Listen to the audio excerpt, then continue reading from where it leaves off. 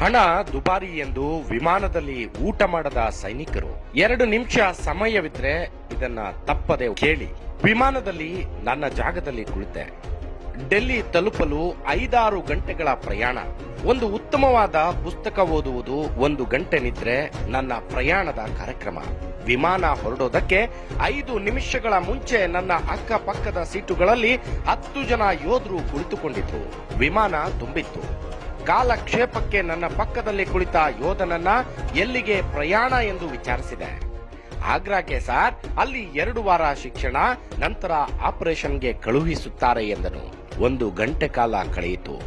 Announcement ಒಂದು ಬಂತು, ಬೇಕಾದವರು ಹಣ ಕೊಟ್ಟು ಊಟ ಪಡೆಯಬಹುದು ಅಂತ. ಸರಿ, ತುಂಬಾ ಸಮಯವಿದೆ, ಊಟ ಮುಗಿಸಿದ್ರೆ ಒಂದು ಕೆಲಸವಾಗುತ್ತದೆ ಎಂದು ನನ್ನ ಪರ್ಸ್ ತೆಗೆದು ಊಟ ಖರೀದಿಸಲು ಮುಂದಾದಾಗ ಈ ಮಾತುಗಳು ನನ್ನ ಕಿವಿಗೆ ಬಿದ್ದವು. ನಾವು ಸಹ ಊಟ ಮಾಡೋಣವೇ ಎಂದು ಒಬ್ಬ ಯೋಧ ಮತ್ತೊಬ್ಬ ಯೋಧನನ್ನ ಕೇಳುತ್ತಾನೆ. ಅದಕ್ಕೆ ಆತನು, ಬೇಡ, ಇಲ್ಲಿ ಊಟ ದುಬಾರಿ. ವಿಮಾನದಿಂದ ಇಳಿದ ತಕ್ಷಣ ಯಾವುದಾದ್ರೂ ಸಾಧಾರಣವಾದ ಕಡೆ ಊಟ ಮಾಡೋಣ ಅಂತ ಹೇಳ್ದ. ಅದಕ್ಕೆ ಆ ಮೊದಲಿನ ಯೋಧ ಸರಿ ಎಂದು ಸುಮ್ಮನಾಗಿ ಬಿಟ್ಟ. ನಾನು ವಿಮಾನದ ಪರಿಚಾರಕಿಯ ಬಳಿ ಹೋಗಿ, ದಯವಿಟ್ಟು ನೀವು ಆ ಯೋಧರೆಲ್ಲರಿಗೂ ಊಟ ಕೊಡಿ, ಅದರ ಹಣವನ್ನ ನಾನು ಸಂದಾಯಿಸುತ್ತೇನೆ ಅಂತ ಹೇಳಿದೆ.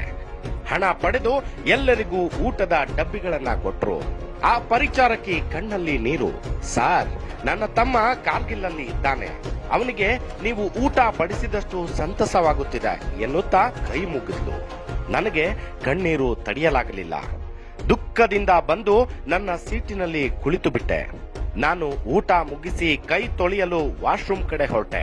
ನನ್ನ ಹಿಂದೆಗೆ ಒಬ್ಬ ವಯಸ್ಸಾದವರು ಬಂದು, ನಾನು ನಡೆದದ್ದೆಲ್ಲವನ್ನ ಗಮನಿಸಿದ್ದೇನೆ, ನಿಮಗೆ ಅಭಿನಂದನೆಗಳು. ಈ ನಿಮ್ಮ ಸಂತೋಷದಲ್ಲಿ ನನಗೂ ಸ್ವಲ್ಪ ಪಾಲು ಕೊಡಿ ಎಂದು 500 ರೂಪಾಯಿ ಹೊಸ ನೋಟನ್ನ ನನ್ನ ಕೈಯಲ್ಲಿ ತುರುಕಿ, ನಿಮ್ಮ ಆನಂದದಲ್ಲಿ ನನ್ನ ಭಾಗ ಎಂದು. ನಾನು ನನ್ನ ಸೀಟಿನಲ್ಲಿ ಬಂದು ಕುಳಿತೆ. 1/4 ಗಂಟೆ ಕಳೆದಿರಬಹುದು. ವಿಮಾನದ ಕ್ಯಾಪ್ಟನ್ ಯಾರನ್ನೋ ಹುಡುಕುತ್ತಾ ಸೀಟ್ ನಂಬರ್ಗಳನ್ನ ನೋಡುತ್ತಾ ನನ್ನ ಬಳಿ ಬಂದು ನಿಂತು ಬಿಟ್ಟ. ನನ್ನನ್ನ ನೋಡಿ ಮುಗುಳು ನಗೆ ಬೀರುತ್ತಾ, ನಿಮಗೆ ಶೇಕ್ ಹ್ಯಾಂಡ್ ಕೊಡಬಹುದೇ ಅಂತ ನನ್ನ ಕೈ ಕುಲುಕಿದ್ರು. ನಾನು ನನ್ನ ಸೀಟಿನ ಪಟ್ಟಿಯನ್ನ ಕಳಚಿ ನಿಂತುಕೊಂಡೆ. ಆತನು, ನಾನು ಹಲವು ವರ್ಷ ಪೈಲಟ್ ಆಗಿ ಕೆಲಸ ಮಾಡಿದ್ದೇನೆ, ಆಗ ಯಾರೋ ಒಬ್ಬರು ನಿಮ್ಮ ಹಾಗೆ ಊಟ ಕೊಡಿಸಿದ್ರು, ಅದು ನಿಮ್ಮಂತ ಜನರ ಪ್ರೇಮದ ಕುರುಹು, ನಾನು ಅದನ್ನ ಎಂದೆಂದಿಗೂ ಮರೆಯಲಾರೆ ಎಂದನು. ಸಹ ಪ್ರಯಾಣಿಕರೆಲ್ಲ ಚಪ್ಪಾಳೆ ತಟ್ಟೋ ಮೂಲಕ ತಮ್ಮ ಸಂತೋಷವನ್ನ ವ್ಯಕ್ತಪಡಿಸಿದ್ರು. ನನಗೆ ತುಂಬಾ ಸಂಕೋಚವಾಯಿತು.